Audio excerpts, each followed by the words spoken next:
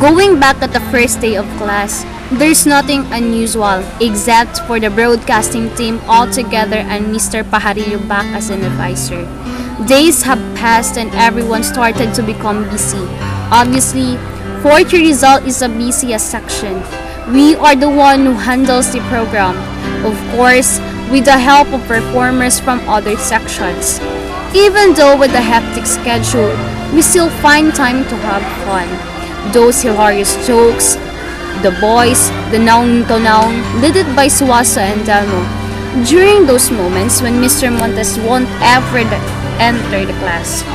Then, there goes the Tulukadidang having their own love trip in front.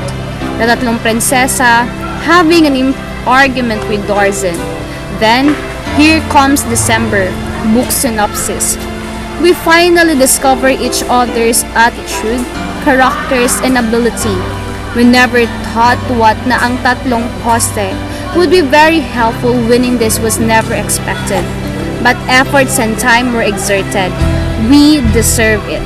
Well, as they say, the word Rizal is synonymous to the word champion.